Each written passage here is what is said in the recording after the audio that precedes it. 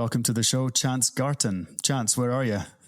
I am in dad bliss.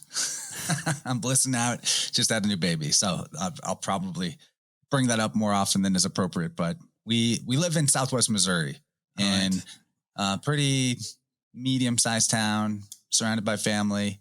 Low level of insanity in this place. Really grew to appreciate it after cooties popped off and the rest of the world went full retard.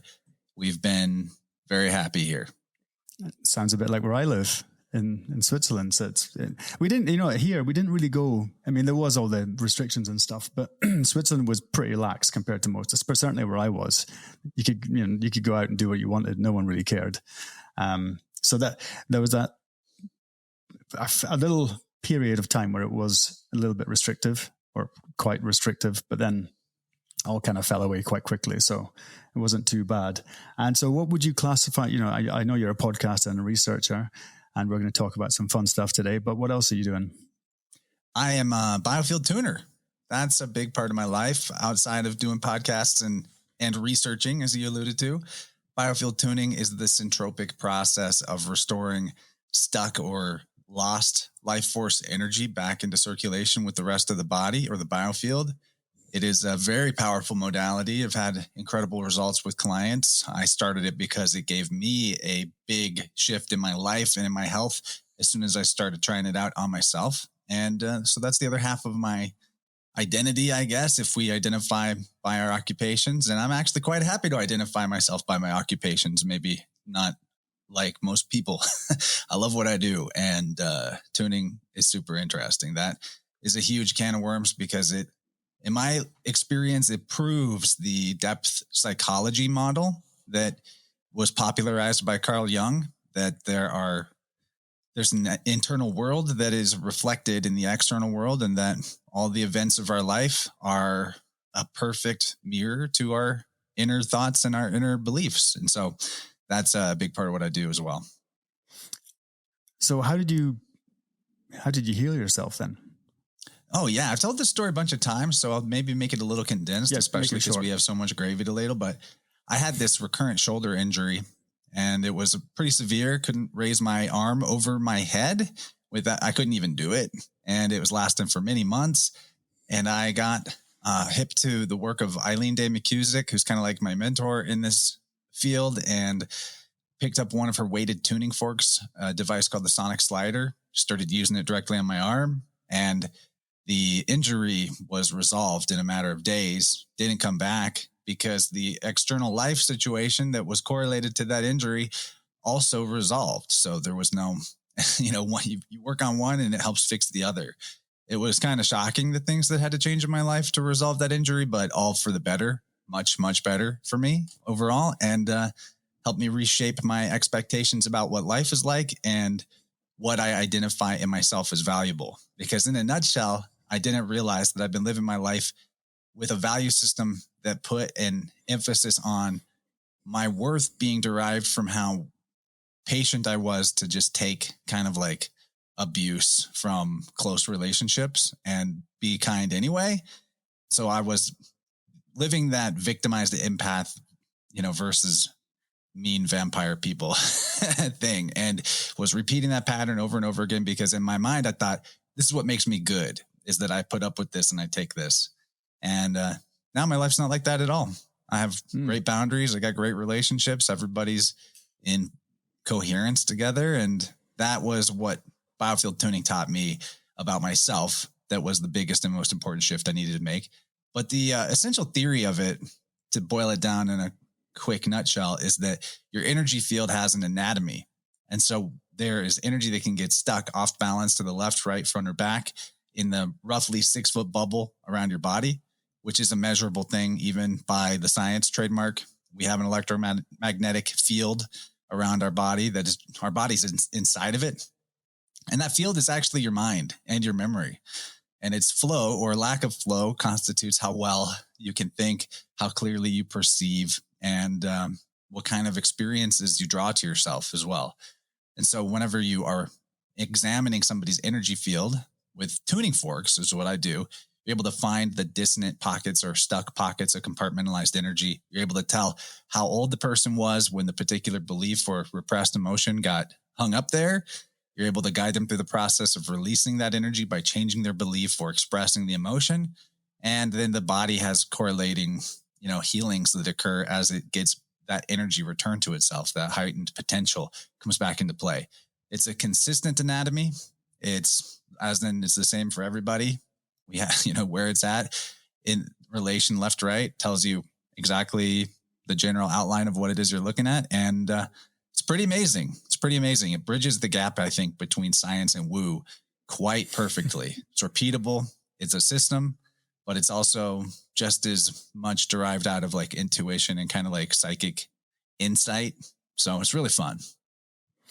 So is this based on the principles? Because I remember I was reading about that you used to have Tesla machines and 100 years ago, and they were these machines that you put in. They were in barber shops and places that you could easily access them, and you'd go there and you'd basically get a vibrational healing done by this Tesla machine. And is that this? Are we talking a similar sort of idea there? It's not outside of similarity. It's not exactly the same thing, but the whole biofield hypothesis is based on the electric body. So our bodies are electric. The world is electric. Eileen McCusick actually wrote a great book about this called Electric Body, Electric Health. I highly recommend that if people want to learn more about how bioelectricity works. And those Tesla machines, they're great because they're basically they're like recharging your battery. So that's the most important thing, is to keep yourself in a state of charge. And with all of the dissonance in our environment, in our lifestyles, it's easy for our batteries to get low and depleted. And then with the stuck energy I'm referring to that gets compartmentalized and lost access to based on our beliefs or repressions, then that is basically like a battery that can't charge past a certain point. So yeah, those Tesla machines are great for charging you up, just the same as sunshine, healthy food, clean water, being on the earth, grounding, all of that, laughter, levity, all of that. But if your battery just can't get it charged past a certain point because not all of it is accessible, then it's only going to help you to a certain point. But those machines are really cool. My friend Clive has a lot of those. Is that Clive DeCarl? Yes. Yeah. Okay. I'd love to speak to him. He's a very interesting guy. And that's who I heard it from through that. Yeah. He's very, very good guy. Super accessible. I'm sure you could get him on. Wow. I'd love to. The interesting thing for me is that this ties into why I wanted to speak to you anyway, is, I used to be, I think actually I was pretty in tune with things weren't, how would you describe it? When you're younger, you're a bit more intuitive. And I realized quite early on that I wasn't entirely happy with how I saw the world, basically, how I saw the world and how, we had to basically tamp all that down, push it all down and fit in and become, a good, worker, I guess you would call it. Not that I was ever really a good worker, but there you go. We, and up until relatively recently, within the last 5 or 10 years for sure, I would have looked at any alternative healing or alternative modalities or whatever you want to call them as complete nonsense, complete bunk and woo-woo, as you mentioned. But now my mind is completely open. And as I was just saying to you before we started here, I have a friend who does bioenergetic healing as well. And I go to see him probably once a year. And it's quite remarkable how you feel afterwards. A lot of my clients, once we get people into a good shape, they're only going to come back maybe once a year, sometimes in 2 years. But there's also people that we need to do more extensive work. So we might see each other every 2 or 3 months for a while and then kind of get in a rhythm of 6 to 12 months. But there's a lot of charlatanry out there with energy healing. I'm not like going to call out anybody specific, but when you're in the realm of what appears to be woo, like you say, and the placebo effect, which is not actually an answer to what is happening, but it is something that's real, that if you believe something's going to work, it can have an effect, can kind of let people who are a bit deceptive or lazy with their methods get by and still have some positive effects. So, I mean, that's cool, but there's a lot of charlatanry out there with energy healing, especially in the realms of like, take this multi-$1,000 class and we'll attune you to the master Reiki energy and basically give you a permission slip and certificate to do something that you actually can just do yourself. You can give yourself permission to do. That was it for me, actually. I am self-taught in the modality that I do. I read Eileen's books about it, but I had to prove to myself there was a there without being just told what to do and what to look for specifically in like a class setting. And I think that that's a big part of it is there's many people who think that they need to be told exactly how to do that type of work. And they need to be given a step-by-step process. And if I'm not following the instruction manual, then I must not be doing it right. But I like to say all the time that when you're doing this type of connecting to the source energy of reality, which I think our life force energy is the primary source. It's the exact same thing as the source. It's an indivisible, infinite, prior to material, prior to time, prior to space, essence that is indivisible between all beings and all times. So if you're working with that energy, if you're tapping into that energy, there's a point where you have to get comfortable with, to some degree, making it up as you go. Not making it up in a disingenuous way, but like, okay, what's in front of me? What does this call for? How can I creatively address this individual's needs? And so, I mean, that's why I still look into lots of other modalities that I can fold into what I do, like a MMA style approach. I'm a big fan of internal family systems for that, like looking at the parts of somebody's psyche, sometimes needing to address them individually.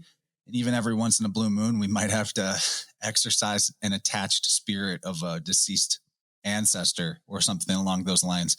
I don't really like to do that, but occasionally it presents itself. So you got to be able to be creative. You got to be comfortable with feeling like you're making it up without feeling like you're faking.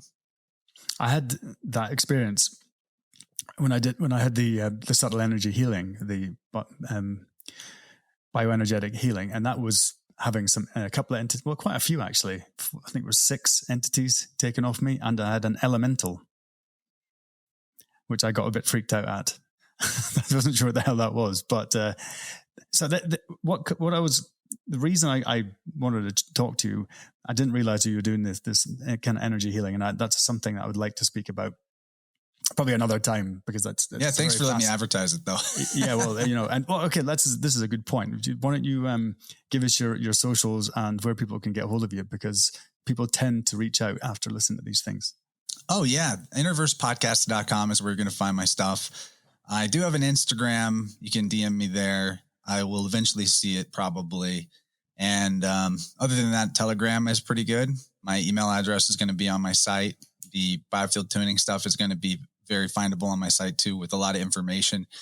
I like to educate about it as much as I like to practice it, because I want to see more people in the world doing it. So if you do go to my website, InnerVersePodcast.com/sound-healing, you will find a bunch of videos. You will find a bunch of resources that I've put into the most efficient way possible, packaging wise, for you to understand your biofield anatomy, what happens in different parts of the body, how they correlate to different types of emotions and beliefs. And with just that knowledge, like there's a set of slides I put up on there that has each of the energy centers or chakras described in the biofield anatomy system. You could potentially resolve a lot of stuff on your own that is simpler. Like you'll maybe have a better idea why you got a certain injury recently and what to look for in your life and in your patterns so that it can heal properly or not come back. So that's important to me. I want people to be able to do this for themselves. But sometimes there's things that are too close and we really need another person to look at for us. Like I've been going to a really good chiropractor for just that reason.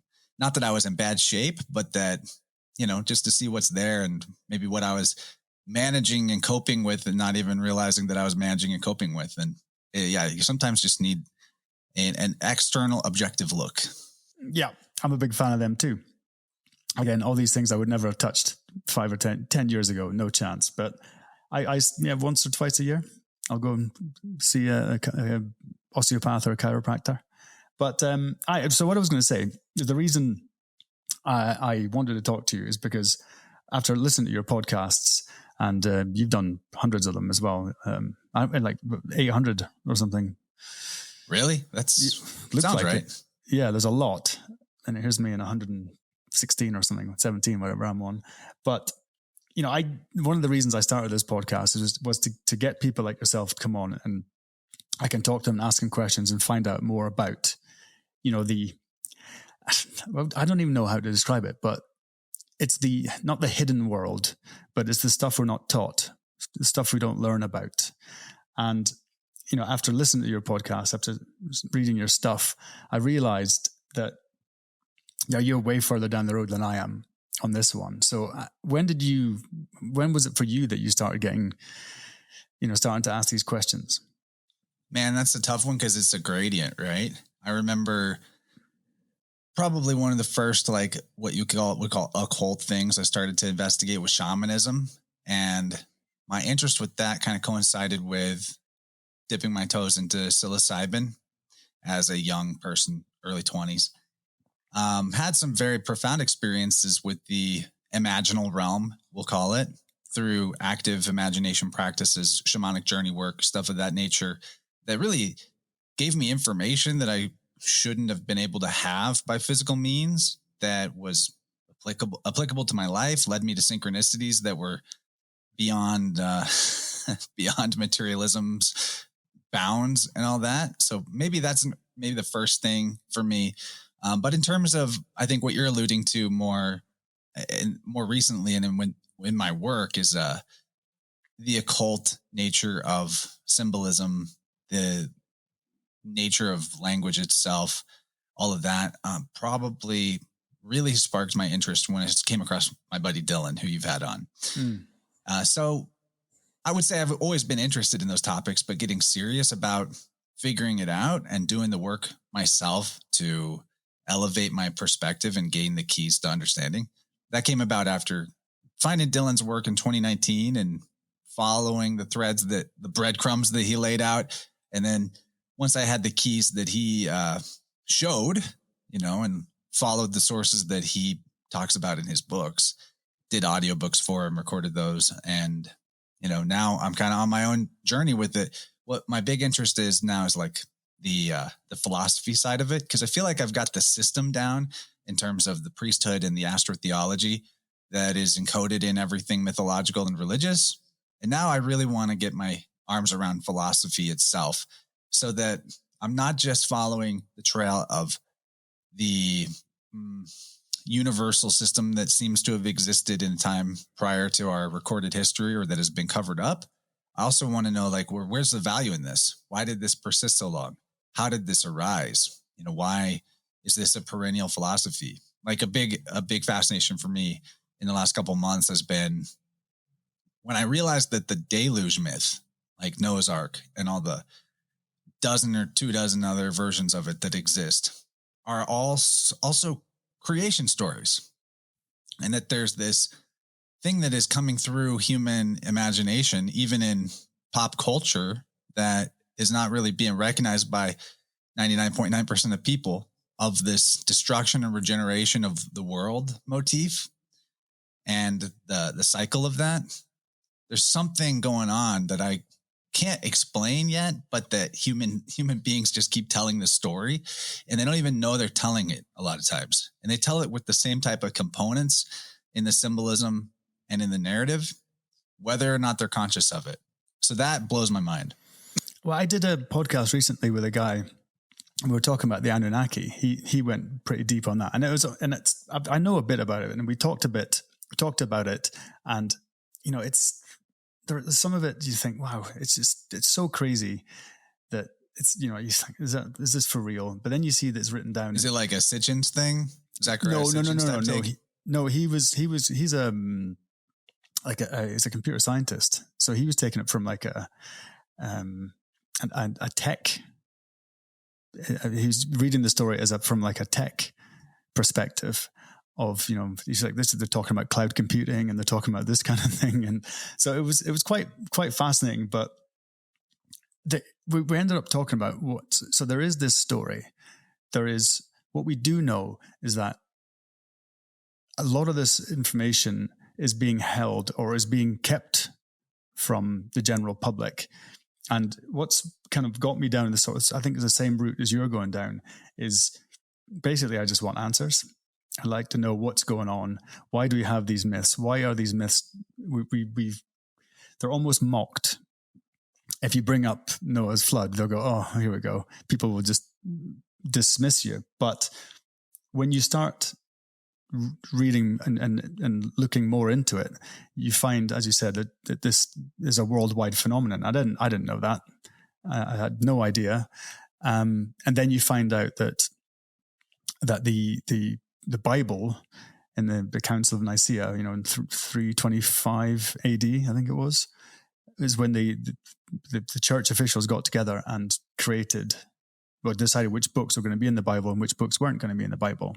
And then the ones that left out were the ones that were kind of talking about I wouldn't necessarily say Anunnaki, but going down that same route, that there were some, like a master race of gods or demigods that were directing the human race thousands upon thousands of years ago, which absolutely, completely, if you're listening to this, sounds crazy. I haven't seen what you're talking about in terms of apocryphal Christian texts, unless you're talking about the Nag Hammadi stuff. Yeah, that too. But that wouldn't have been involved in the Council of Nicaea. And I'm very skeptical about the provenance of the Nag Hammadi. But go on, I'm sorry. No, it's what I'm trying to say basically is the information is out there. It's just been curated to a certain end so that certain people know it, or we are led to believe that this is what we're supposed to believe. But yet those at the top will know a different side of things. They probably know the deeper aspect, the more esoteric aspect of it. So do you see what I'm trying to say? There's a lot of stuff that we're not being told about, but you can freely find it. But what for me is trying to put it all together and finding out which ones, or if any of them are correct. I stand a bit apart from a lot of researchers in this field, because where the sensational, very fun, bombastic conclusions that are very popular are spread around. I'm not accusing you of anything here, so just hear me out. But when we say things like, well, clearly the people at the top know something that they're not telling us, I look at it, I used to think that way, but now I look at it like, actually, the difference between the people that know something and don't is the people that know something went and looked for it. Rather than not being told, I mean, is there supposed to be like a public service that tells you all of the esoteric secrets of history and the universe? Good point. I mean, obviously it would be nice if public schools provided that service, but we got to also consider, what is the point of public schools, right? Public schools is developed so that people would be better order followers and die in war without running away and going back home. That's a fact, objective fact. And also for the whole, my friend George, he told me the acronym DINK, double income, no kid households. But for the double income possibility of, a society of worker bees, they need free daycare for their children. So of course, there's really nothing in that gives a imperative to teach useful information or esoteric or philosophical information. I'm trying to do my best to just revoke all the blame that I've put on anything external and just go, well, but what if it's on me?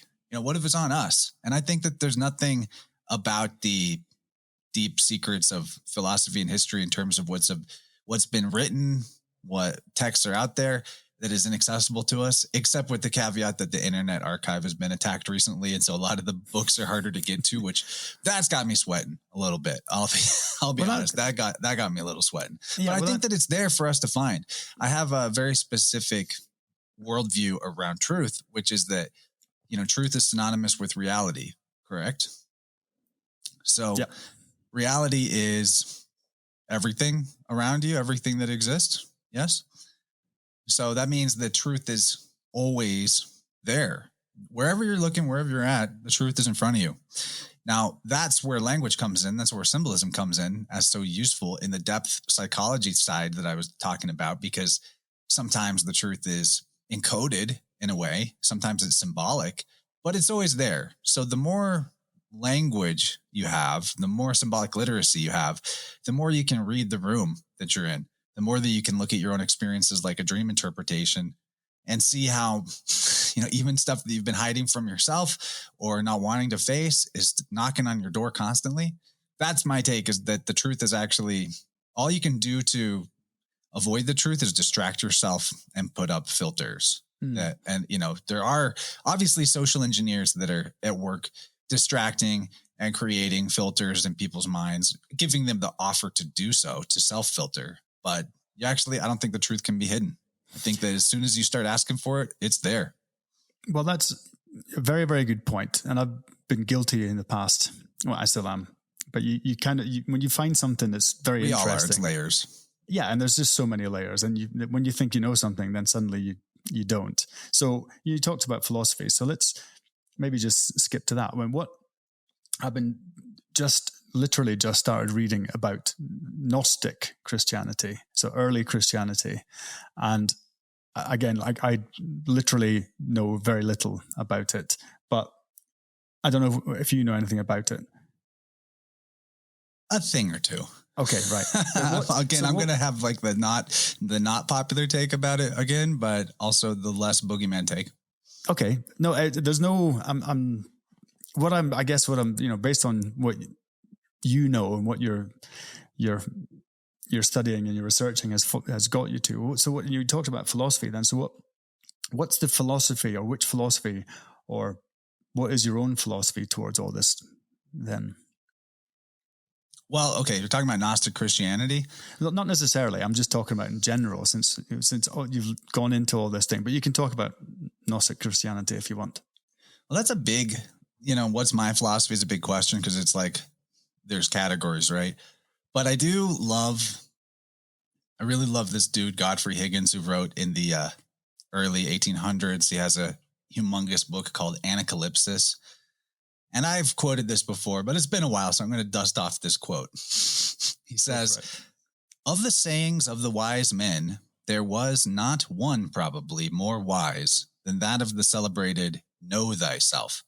And probably there was not one to which so little regard has been paid. It is to the want of attention to this principle that I attribute most of the absurdities with which the wise and learned, perhaps in all ages, may be reproached. Man has forgotten or been ignorant that his faculties are limited. He has failed to mark the line of demarcation beyond which his knowledge could not extend. Instead of applying his mind to objects cognizable by his senses, he has attempted subjects above the reach of the human mind and has lost and bewildered himself in the mazes of metaphysics.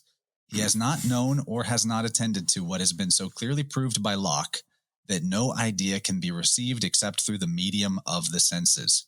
He has endeavored to form ideas without attending to this principle, and as might well be expected, he has run into the greatest absurdities, the necessary consequence of such impudence." I think, I feel attacked, Chance. On my channel, we call that vertiginous burn. Yeah. We call that a vertiginous burn because it gives you a sense of vertigo. Now, what he's saying there, though, is that as philosophy and mythology and religion have layered on top of itself over time, and there's even been bad actors involved that are purposefully deceptive, or they're esoteric in their writing or their teaching on purpose just for self-protection or for the preservation of a certain social order, well, then there's the next generation and the next generation that come along, and they miss the mark on what was actually being said esoterically, or they fetishize the symbols and the rites and all that of the previous generations.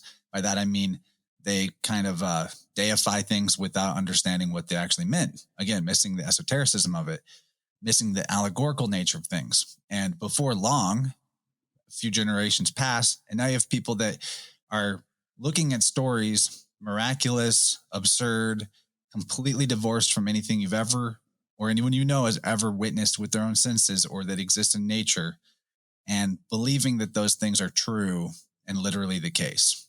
And that is the snowball that me and maybe a few other people are trying to hold up and stop. Like let's melt this snowball down and get back to what's inside the core of it, right? Let's go back to the middle, the center of it, and get rid of all of this slush and absurdity. And I think that like to apply that to, say, Gnostic Christianity. Now, that word is so troublesome for me because I love the word. I love the meaning. Gnosis means knowing. I love the Gnostic Church and Academy of Lord Jesus Christ, run by my great friend and neighbor, Marty Leeds. Wonderful teachings going on there. Not at all the garden variety type of pop culture Gnosticism that gets parroted around in conspiracy podcasts. So what was the name of that, please? The Gnostic Academy of Lord Jesus Christ. Wow. All right. He does Sunday sermons on YouTube live every morning. Really heavy on the math mysticism. Great guy. And like me, Marty looks at the pop culture Gnosticism that will talk about the demiurge and the archons and that reality or the world is a prison for the divine spark, and that each of us is entombed in a body, and that, your body is dirty or evil or there's original sin. All of this crap that is completely, I call it perennial because it just keeps coming back. It's like a weed, this idea. And it's attractive too. It's attractive because for whatever reason, there's always the option for human beings to choose a victimized posture, because the bigger the victim you can be, the more currency you can derive out of that to create an excuse for why your life isn't what you want it to be. And again, like I admitted to at the beginning of the show, I've done it. There's ways I'm still doing it, I'm sure. But when it comes to like the whole philosophy of a demiurge and the imperfect world that the demiurge creates in this mythos, there's just such a huge misunderstanding. And, most people are just repeating after each other over and over again, like going back to, they even cite like Plato talking about the demiurge and say, see, he was a Gnostic and he knew that the world was a fallen place and it was a prison for souls. But you read Plato, that is not the case. He does not refer to the demiurge as inherently evil or anything. He tries to give a allegorical description of why we see imperfection in the world. I think he does a good job, honestly, but it's really about like what gets repeated over and over again. You can see how that belief that the world is created by an evil sub-god below God is attractive to why it's your excuse that your life sucks, because you can't really get past that one. And the greatest part is, as I just referred to in this quote from Higgins, no one even has the capacity to know that. Nobody even has the capacity to know that. That's one of I love Michael Tessarion for this too. He also disputes this type of Gnosticism really powerfully. And, he'll mention things like, how is it that you're commenting on other dimensions and higher realities that you actually have no way to know a damn thing about, right? And if there's a God that's not the real God, that is evil and has trapped us here and doing all this nefarious stuff, why doesn't the real God that's the good God just fix it? Like, there's so many very simple things that are just logically destroy the whole premise. But the real mythological story of cycles and the creation and regeneration of the world and the demiurge figure, whenever you comprehend it properly, the demiurge is Jesus. The demiurge is also the Lucifer character that we talked about off air before we got on here. It's Bacchus, it's Dionysus, it's Hermes, it's Odin. It's all of these figures that are mediators, psychopomps, and, a midwife for the soul, in a sense, the androgen beings. And even you also wanted to talk about Freemasonry a little bit. I will admit I haven't read a whole lot of Freemasonic authors, but I do know that they're extremely misquoted and misunderstood. And in some cases, even just outright lies are told about it. For example, people love to circulate the quote from Albert Pike about how they're going to start World War III and that Lucifer is God and all this. And people coming at that from having been raised in a Christian perspective are like, oh my God, he says that the devil is God. Oh no. First of all, like that quote, the one that goes around, isn't even a real quote as far as I know. Like it's just made up. And second of all, when an author or an esotericist like that talks about Lucifer, it's the same thing as talking about phanes in, say, like Apollodorus or one of the ancient Greek authors, or the Orphic tradition, the pre-Plato tradition, and all that, where basically it's Brahma as well. There's a primordial chaos, and then from that arises a first being, a first light. There's darkness, and then let there be light. That's Phanes. Lucifer means light bringer. It's the same guy. It's also Jesus. It says it in the Bible that Jesus is the firstborn of the dead. I've done lots of extensive work on this, and some people get upset at me about syncretizing, and we can talk about that too. Like, why do I do that? What's the value in that? Because many academics see syncretism as a bad word. Like, you should never do that. Can you just describe or explain what syncretism actually means? Syncretism is what I just did when I said Lucifer is Phanes, is Jesus, is the demiurge, is Brahma, is Bacchus, yada yada. Because there's two ways to approach this stuff, and people are either going to be lumpers or splitters. That's what I've found out. And I'm a lumper. What can I say? I lump it all together. And it's totally fine to be a splitter too. There's value in the cultural difference and nuance from one version of a story to another. Absolutely. There's absolutely value there. And then there's even truth to the splitting. I'm not saying that there isn't truth to that, but in my view, and you can even find this in like some of the earliest church fathers, like, what's his name? Such and such of Hippo. I'm blanking on his name. Yeah. St. Augustine of Hippo. In his work, City of God, he's like, look, I know that you guys are into having 3,000 different gods, one for every different possible aspect of life. And that's great. But isn't it a little risky to do that? You all agree that they're just aspects of the one God, Jove, the one God, Zeus. And what we do in Christianity is we just worship the one. And that way we're not leaving anything out, because it's kind of risky if you are worshiping the goddess of the hearth and the god of roads and the god of this and the god of that. But what if you forget the god of health or something, and then he gets pissed at you and strikes you down with a plague? All we're doing is the same thing as you're doing, but we're simplifying it so that we don't leave anything out. That's a lumper right there. I love it. I'm into the lumping. And it's fine to do the splitting too, because when we're talking about the infinite and trying to consider the attributes of divinity, well, it goes on and on. We can find more and more descriptors, because you can never encompass something infinite in a set finite amount of words or attributes. So I don't know, I'm kind of getting into some ramble here, but I'll let you rein me in. No, it's, you mentioned know thyself. What does that mean to you? What is it? It's a question that, how do you even answer it? In my opinion, what do you make of it? Well, my first brush up with this is probably, in the shortcuts of psychedelics that I experimented with in my 20s, dimethyltryptamine being the most powerful one. I had experiences where I would use this substance and everything would become animated and alive. I would look even at trees, and the whole outline of a tree would become like a head and a face.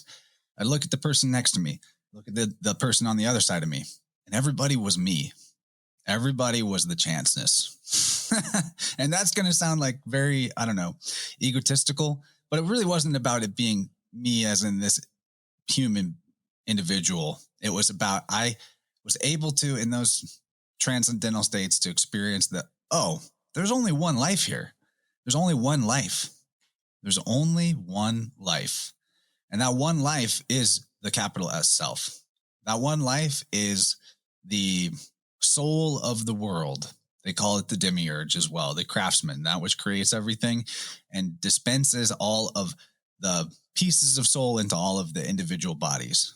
But it's all one life. You can't really separate it out. We only do so from our perspective here in bodies, as, you can say whatever reason you want as to why we do it, but I think it's because it's fun.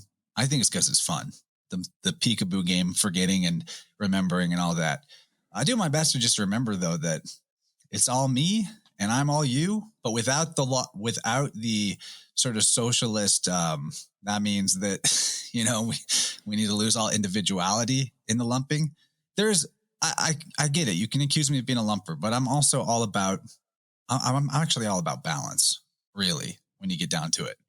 But that's my best way of saying, like, what is the know thyself, is to realize that all is self, and that the self I'm talking about is a capital S self that's much bigger than your little egoic self. But your little egoic self is how you're going to interface with, perceive, and experience the big S self. So you need both, and it's great.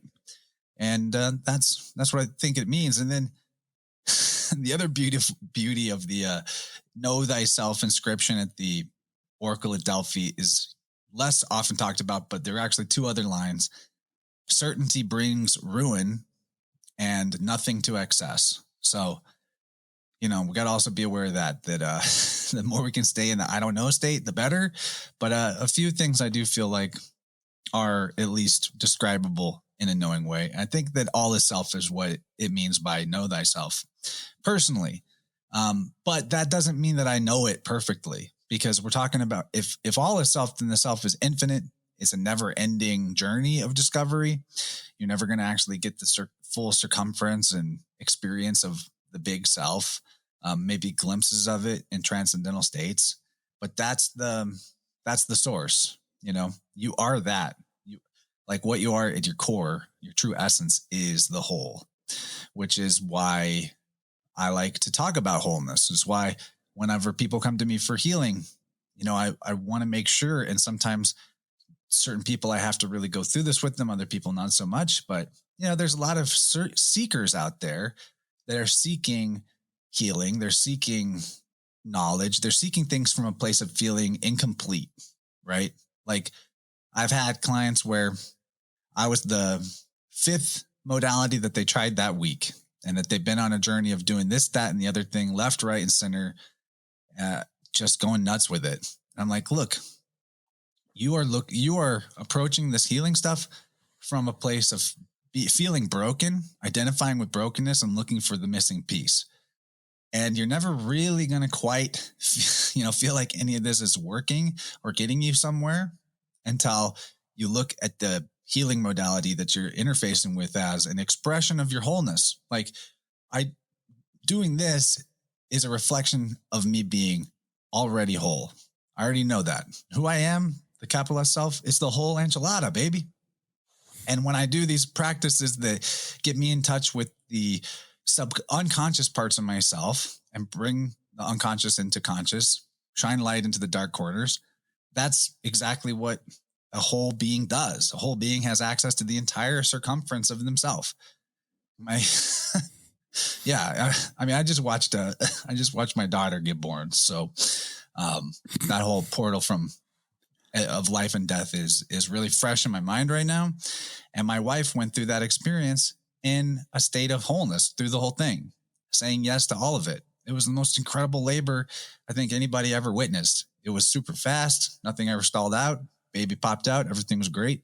So, I hope people get that. Like, really identify with yourself, your true self being already whole, already perfect, already complete. It's the infinite. And then whenever you're going to approach something that you think is going to be for your good or to improve you, that you're not looking at it like, I need this because I'm broken or I'm missing a piece, but I'm doing this because this reflects that I'm already whole. Does that make sense? Yeah, it does. But ultimately it leads me to the question is, what is it all for? That's the one that still gets me. Is I can understand what you just said. I can understand a different point of views as well. But you ultimately, what's the goal at the end of the day? Based on very, very smart philosophers from thousands upon thousands of years ago. If you go back to Hermes, we don't know when he was in the game, but Bacchus, all these, it's very old, all very similar stories. But to what end? What is the end point? What is the end goal, rather? What are we trying to achieve? Now, that's not an accusation, but just that very question, in my opinion, is the question of the seeker from a place of incompleteness. Yeah. Because you're looking for like, well, what's the end? If I can get to the goal, then that will complete it. But what if it's not like that? What if it is more circular and secular? I can't answer for anybody what the meaning of life is, but in my view, the meaning of life is life. The meaning of existence is to exist. So I look at that as like a perpetual thing, no beginning, no end. And that works for me. But, say looking back at some of the farthest philosophy we can access, like Plato, in the Phaedrus, he has Socrates talking about the soul. And it's a really cool description where the soul is a tripartite nature. It's a charioteer with a good horse and a bad horse. And, long story short, the soul of a human, what makes it a soul of a human is that it's had a glimpse of the God realm, where God is at. It's had a glimpse. And he even describes that like our heavens, where our gods reside, that once you're up there, that there's a heavens for them too. And so there's the truth of the heavens, but then there's a truth above that truth. This is also Kabbalah. There's the Ein Sof or whatever, the layers above God, the pure light. So, I can't comment on the reality of that necessarily, but maybe there's concentric rings of existence. Maybe it goes on infinitely. I kind of see it that way. Like, you die, you're reborn. Death is the portal of death and the portal of birth are the same portal. Perhaps what we're in right now is some kind of a dream that we're having inside of the womb of a bigger body. And maybe that body is inside of a womb of a bigger body. I mean, my daughter was just born and she's already got the eggs of her future children in her while she's in my wife. Yeah. So like, that's what I like in terms of a chosen perspective. Cause that's the thing about philosophy. Nobody can actually tell you the ultimate answer in philosophy. There's logic. There's lots of great logic and a lot of great arguments, but regardless, eventually there's a point, they call it the ground in philosophy, that you have to choose. There's an unprovable ground that has to be, you got to, choose your ground, choose where you want to stand. And that's up to all of us. So I can't tell people, what their ground should be. My ground is that I think that we're in kind of an infinite recursion of wombs within wombs within wombs within wombs. Maybe it somehow forms a circle even and comes back around. I don't know. I'm actually cool with it. I'm cool with existing infinitely. Possibly there's forms outside of and worlds outside of this world or inside of this world, you could say, that we could ascend or descend to. But I can't comment on dimensions and realities that I have only maybe experienced in the imaginal realm or not at all. So that's the thing. Like I'm not going to make claims of things I don't know about, but hopefully that kind of answers where I come from. I'll give you I have a friend who's, he's from Nepal. He's Nepalese from the Himalayas. He was firstborn son, and where he lives, you automatically become a monk. So he had to get up first, wash himself, meditate, pray.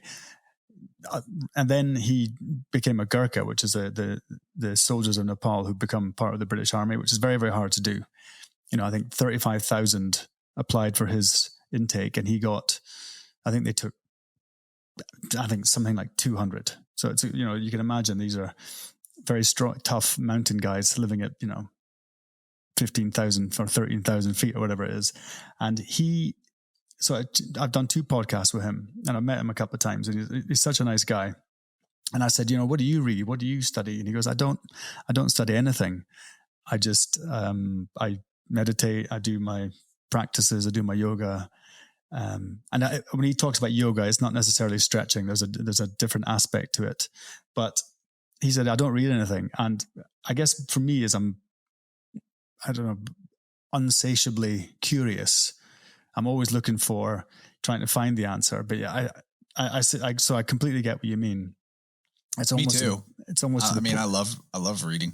Yeah. I mean, back to Plato, he always puts it in the mouth of Socrates that, is the question is always posed, is writing actually good for us? Is that actually helpful or not? Because before the tradition, the Platonic tradition, it was mostly oral.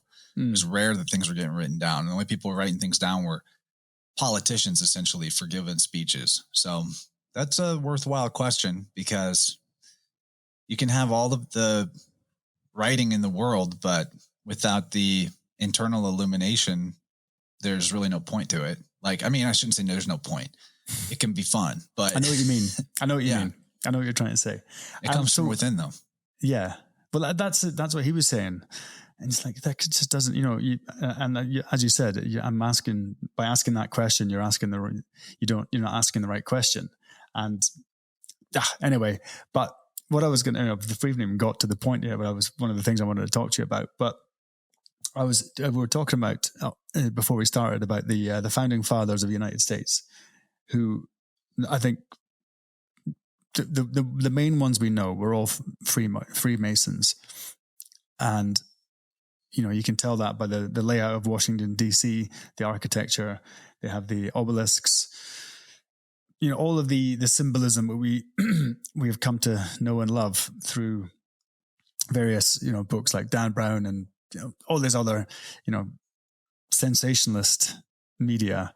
And the point that I was listening to a podcast about it, actually, and a guy the gentleman who was talking about was saying that they were, I guess you're going to call them 33 degree top level Freemasons, and that they didn't believe in the God, the Christian God, I think you would call it. They were actually believer. Their God was Lucifer or Bacchus or Hermes, whichever one one of these, that whatever that word was that you used for different incarnations of the same person, same being, whatever it was. And yeah, in the Orphic tradition, pre-Platonian tradition, it's called protogonos, which means the firstborn, essentially. And this is the firstborn of the first cause. This is the primordial mind. And believe it or not, that's actually the same God as in the Old Testament and New Testament. But the religious types, they've completely lost sight of it. It has a lot to do with the way that things have been translated in the Bible. That is, just kind of flat out deceptive. There's one version of this being is Adonis, right? Well, riddle me this: why in the Hebrew of the Old Testament, dozens or hundreds of times they refer to God or Yahweh as Adonai? That's Adonis. It's the same dude. Even the name Yad-Heh-Vav-Heh or Jehovah, which is the Tetragrammaton, and if you transliterate that, it could also be spelled Jeue or Jeve or Ieve or Ieue. So that's Jew, that's you, that's Eve, that's Yov, etc. So Bacchus was actually worshipped as a serpent called Eve, according to Tacitus, and I think a few other ancient writers. So it's the same dude. I look at it like this. I think the best way to describe it would just get to the philosophy behind it rather than the syncretism of it, which is, all right, you have everything is one life, right? we've already got into that. There's one life. A great conception of the one life is the tree of life. We see that all the time. Okay, so if there's a tree of life, all living beings are parts of this tree. And maybe we're like branches, or we're like leaves, or we're like flower buds. But there's a trunk of this tree. And what grew first? The trunk grew first, and there's roots too. And so the thing that connects all of the branches and the leaves, this central pole or axis, that's the firstborn. That's the being we're talking about. It's the first mind. And when you think about it too, of course, there's been a ton of boogeymanning done to the word Lucifer, right? And I'm not telling people to go out and worship Lucifer. At this point, it's stupid to do that, because you're going to just rub people the wrong way. And in fact, I don't think there's any need to worship anything outside of yourself at all. But if you recognize that there's a primordial, first existing aspect of consciousness, like there's the one mind, there's the whole God, the full imagination of the divine. And then from that is the first reflection that emerges, or the duad or dyad, where it sees itself and it starts to know itself or question itself. That's the firstborn that we're talking about. And then further divisions would occur from there, maybe giving you like a pantheon, and maybe giving you like demigods, and then maybe giving you the first human beings, all the way down and down in the line of division until you get to the millions or billions of people as we know it today. But they're all connected by this one pillar, this one trunk. And that's they call it the soul of the world. That's the thing that's dispensing life force energy to everything else. And so you're connected to it intrinsically from within yourself. It's the inner light of yourself. It's the light of your mind specifically. They call this being the nous. Like Noah is a great example of this, because Noah, actually the name means mind. In philology, H and K and S, they're all interchangeable letter. So, and it's not even really argued about that nous and Noah are the same word, because in the Hebrew, it's just the letters nun, chet. So that's how you would spell, potentially how you might spell nous in Hebrew. It's a way to spell it, meaning mind. It's the same idea as like in the Orphic hymns, they talk about Kronos being the mind or the soul of the world. And then a bunch of other gods that they describe exactly the same way, because they're just different aspects of the one being.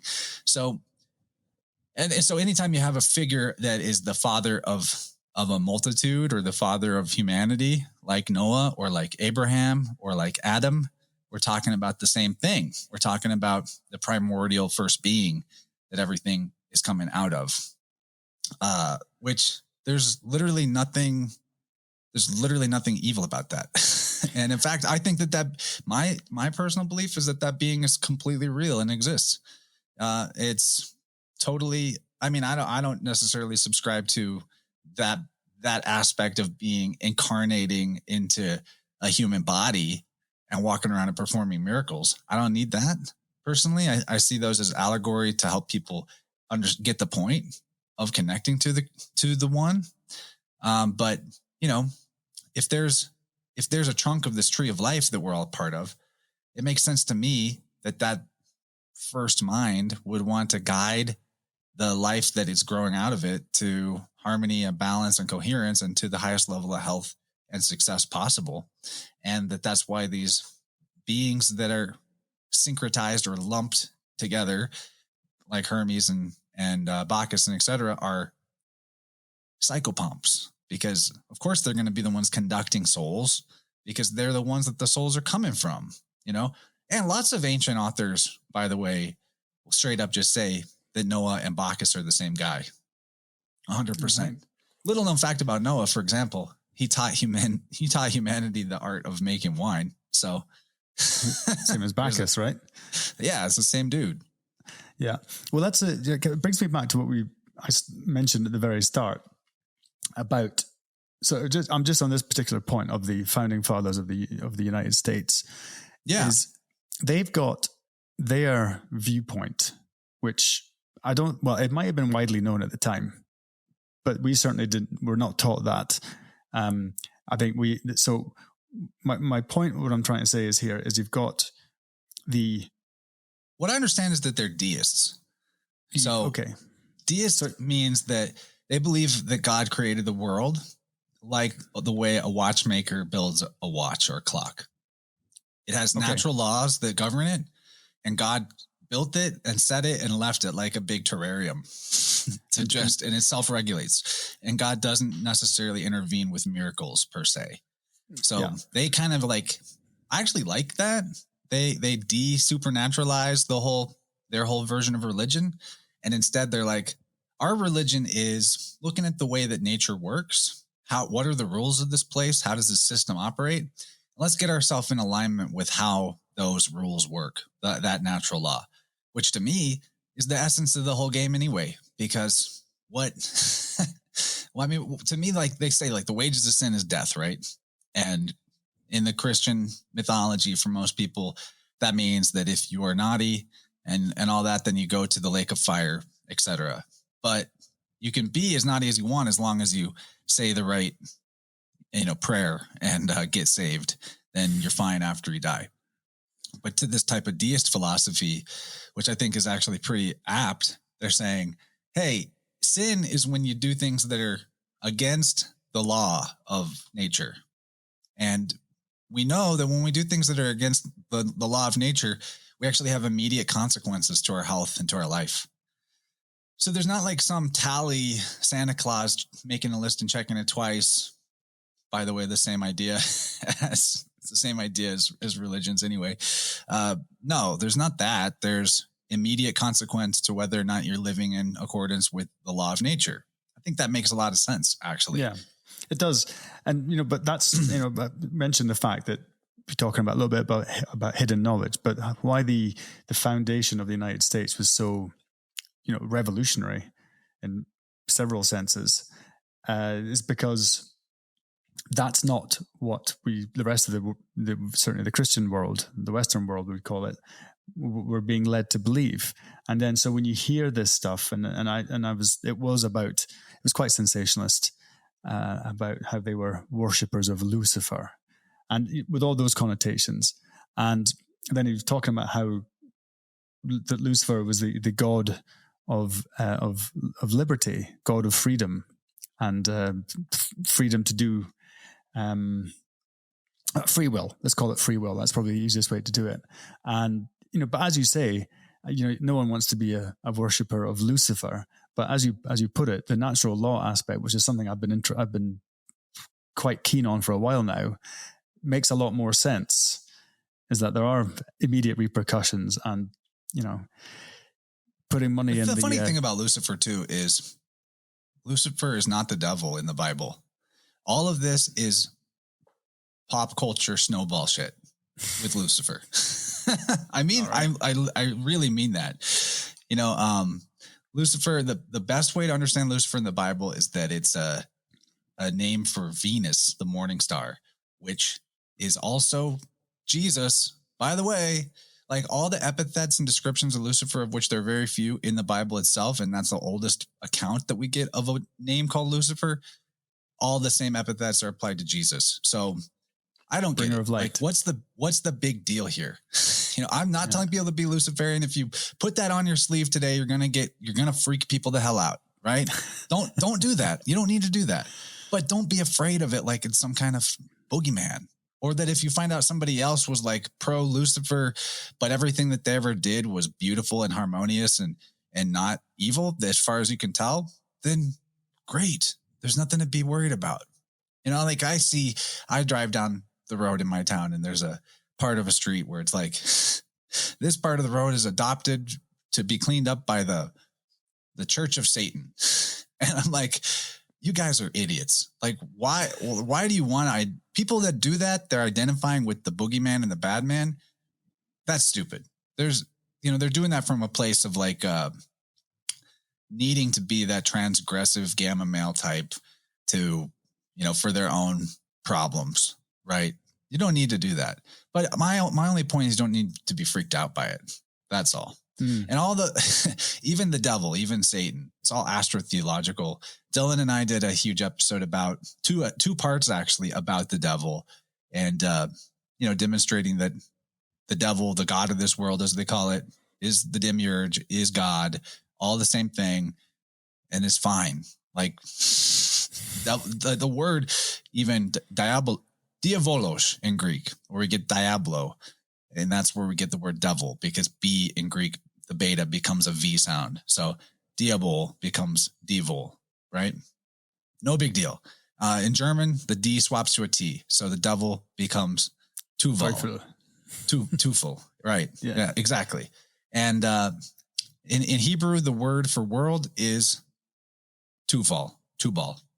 So devil and world, same thing, right? And in astrotheology, they say where the devil is diabolos, is said to be the opposer or adversary. That's just talking about wherever the sun is at in the sky, whatever constellation the sun is in, whatever is diametrically opposite to that is currently the devil. No big deal. That's the opposer. So every sign gets a chance to be the devil for a while. It's fine. Like there's nothing to actually be scared of, in my opinion. It's in terms of like the idea of a tempter or the idea of evil, that's all coming from within you. Like you make your choice. You get to decide whether or not to do good or evil. It's there's no external force that is making you do it. And if you want to believe that, then keep on committing sin until you're so unhealthy that you have to start the game over. That's up to you. Fine. But no one's making you do it. At least own it that like you did it yourself if you're doing something wrong. That's the first step to being right, is saying I was wrong, not the devil made me do it. It's so ridiculous. And I could go on and on. No, but that makes it's a very good point. And for me, I've done quite a few of these more, should we say, philosophical podcasts, and nothing really seemed, sometimes like for instance, my friend who was the monk, by the way, that guy, he was one of the first Gurkhas to become a UK Special Forces guy. So he was in the SAS. And there was two of them got in at the same time. And the other guy was Nimps Dai, the 14 Peaks guy on Netflix, the climber who did all the peaks above 8,000 meters in Nepal. Sounds like a legend. Yeah. So he's that really struck me, and I couldn't really get to the point of what he was trying to say. Was I don't read anything. I just meditate and find the answers inside me. And I thought, well, how the hell do you do that? And then that's what, when you read all these different texts, it says the same thing. The answers are within you. But what for us, certainly for me, it's I need a roadmap. You got to tell me how to do it. But I think, as you said, you're asking the wrong question, and you don't need a roadmap. But again, as I said at the beginning, if you really want to be connected to God or the source, it's going to feel like you're making it up. That's called creativity. Yeah. That's what the creator is. So your buddy that just meditates and finds the answers from within himself, he's good to go. That's fine. I mean, wouldn't that have been how we were when we showed up and there was not books to read? Honestly, yep. Like I love the puzzle of it. I love the pattern recognition of it. I like weaving things together and untangling things. That's fun for me. That's why I'm into what I'm into. And sometimes people have got such a tapestry of confusion that they've wrapped around their head and their perception, that the only way to get them out of it is to untangle it a piece at a time. And so I'm happy to do that because that's fun for me. I like the pattern recognition and the puzzle of it, but it's not like I need it. I've been, especially after having a daughter, I'm feeling more like I could just take it or leave it with this stuff. Not that it isn't fun anymore, but that I'm not like looking for something to complete myself. Is this your first child? Yeah. That's why I probably look kind of haggard right now. Like, we're 5 days in, but she's great, dude. She's great. Yeah. I coded her name with gematria and everything. Did you? What's her name? So, in the English cipher called septenary, which is based on sevens, that the King James Bible is actually ciphered in septenary. You go to Gnostic Church and Academy of Lord Jesus Christ with my buddy Marty Leeds, you'll learn all about that. So I need to speak to him, by the way. Oh, sure. He's awesome. Yeah. And he'll do a good job, reinforcing what I'm talking about, that there's no need to make a boogeyman out of any devils or demiurges. But yeah, I named her Gracie Gabriella, and my last name's Garton. So her initials are GGG, which is 777 because G is the seventh letter. And her name adds up in the septenary cipher to 77. And then just to like really nail it in, she decided to be born at 3:14, which is pi, 3:14 p.m. Yep. Wow. Yeah. And you got John 3:14, isn't it? That's what another one comes up. And so you got pi. Dude. That's another, that's she's another a pious child. That's what I've been saying. Yeah. Very pious. 314. Yeah. And then my wife and I got married on March 14th. So there's a 314. That's Pi cool Day. Cool synchronicities. International Pi Day. Well, Chance, mate, that was kind of not really what I was thinking we were going to talk about, but I think let's do it again, man. I'm like, let me catch up a little bit on rest too. And we'll plan it a little better, and I can come with even more specific details and examples if you want to get into certain subjects. But I mean, I have fun talking to you. This is great. But me too. But it's often the case that I come in here with a list of things I want to cover, but I get given the podcast that I need to hear, if that makes sense. And I call it, we talk about no coincidences around here. It's all, there's no such thing. And, if I can give advice, a little bit of advice about people that are interested in these subjects, esoteric stuff, mythology, the nature of reality and all that, is be really careful about whether or not you just take somebody's word for stuff. Even me. Go read source material yourself. That's the only way that you're going to be that's the closest you can get to it coming from within, is that you go read the source material for yourself. Especially when somebody's telling you a boogeyman story. I'm not saying there aren't bad actors or evildoers in the world, but most of the time, whatever a big group of people are pointing at and saying that's their fault, it's their fault that there's something wrong with me, or it's their fault this, it's their fault that, they're probably addicted to something terrible. and they're hiding that from you with their public face. I say that because in the biofield of human beings, there's this very fascinating phenomenon that people who are engaging in blame are people who are addicts. It just goes together. So, be aware of that you got to really check your sources. If you're listening to somebody that's offering you a big smorgasbord of people to blame your problems on, they might be on drugs, or they might be addicted to something else terrible. I'm just saying, that's very much my experience working with human psychology in a direct one-to-one way. And just, get yourself out of the blame game. Take responsibility for everything that you possibly can. One of the most powerful grounds of philosophy that you can stand on is, because again, we have to choose our ground, is to equate spirit or your true self with free will. Back to Bacchus being called Liber, which means free, and it also means book, is that I personally think even the stuff that seems to happen to us outside of our control in life, even major violations, that on some level, even before we came into a life, that we chose that. I think we chose everything. I think that choice is synonymous with life and existence. You can take it or leave it, but it's very powerful to choose that you have choice in everything.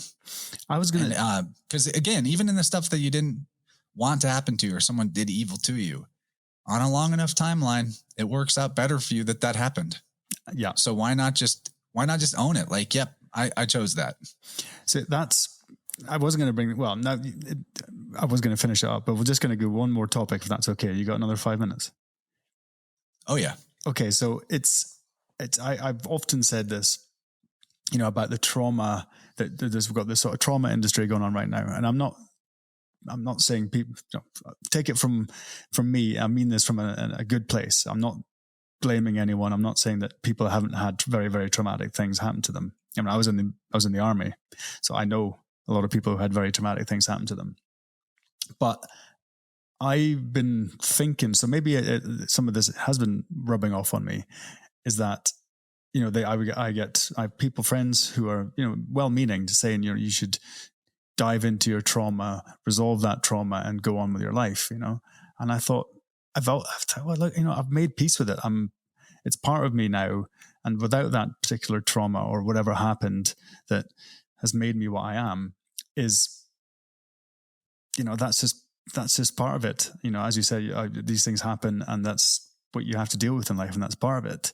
And I sometimes think that if you start digging into old trauma, that I'm not sure that you're do you know what I mean? Are you actually making things better, or are you making things worse? Are you just going to keep that on your mind? Or are you going to start blaming that on someone else, or blaming yourself for not being able to live your life because of this trauma? There's a lot of talk about trauma in healing, of course, right?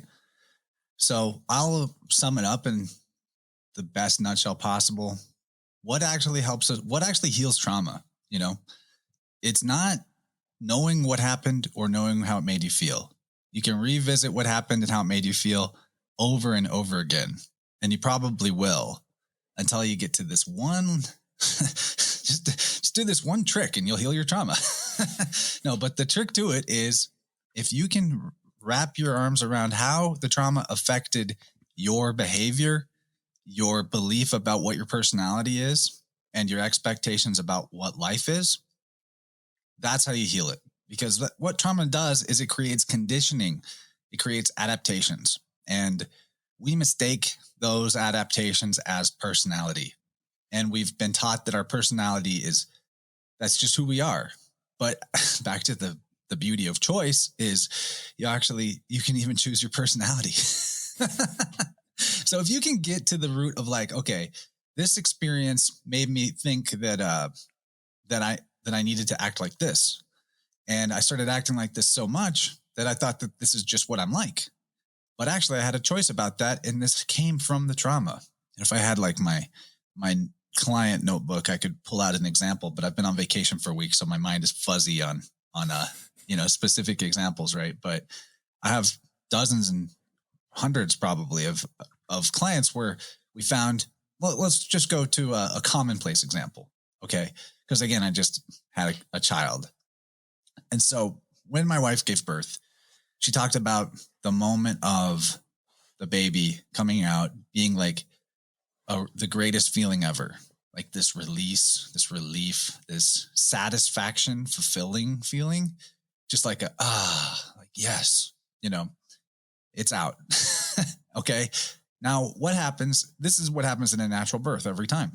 What happens though if a baby is born C-section? Okay. You've had 9 months in the womb. You're going through labor.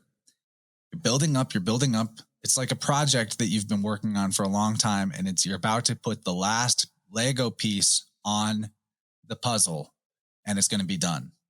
But then somebody comes and smashes the whole thing right then at the end. Okay. So people who are born C-section, they very commonly have repetitive experiences in life, that things that they are building up or working on in life that they're seeking satisfaction out of or fulfillment from, that near the end, near the culmination, somebody pulls the rug out from under it and it all falls apart. And they never quite get that satisfying, almost like orgasmic, yes, completion, fulfillment. And it's not that they can never get it, but that it's commonly the case that gets interrupted or sabotaged. And just in general, they have a lot of like frustration built up from the way that they came into the world. And so they might develop adaptations to that, where they avoid long-term projects. They avoid big goals. It's going to be different for different people. They'll have an individuated version of how they've adapted to that basically unprocessed frustration energy that came about in their birth. But the point is, everybody that's born C-section is going to have something like that, or maybe some kind of guilt complex that derives from the fact that the way they were born caused a type of injury to their mother being cut open. But that's my point. And then you can help somebody, or someone can help themselves see the root of how that trauma affected this expectation that this is going to happen in life, and then let it go. Like, oh, that came from there. That's not just intrinsic to me. That was conditioning. I can let that go. I can choose that that's not how it is. I can choose to, and it takes work. You got to repattern yourself. Sure. You got to have a perception filter that says, notify me whenever I'm about to reenact this particular conditioning so I can choose something different. But it's doable. It's completely doable. And then you've resolved the trauma for real, because you figured out how it affected your behavior, your perception of your personality, and what you thought life was. And you changed it with your free will.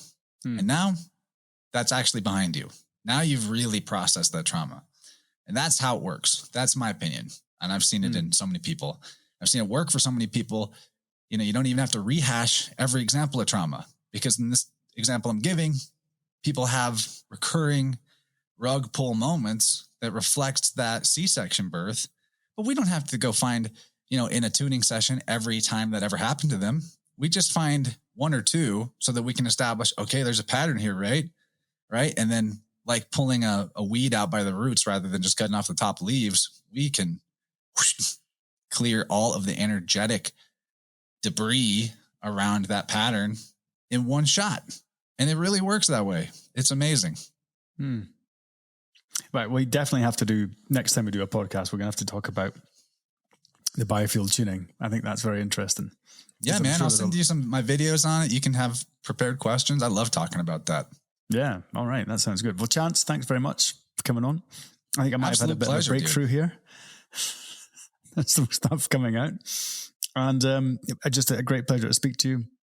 I know you're busy, and I want you to get back to your daughter, Gracie. My little brother has a GGG in his name as well. His smart initials.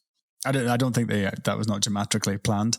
That was purely coincidence. Well, there's no coincidences there, but there you go. So thanks very much for coming on. Thanks for listening, and catch you next time. Bye-bye.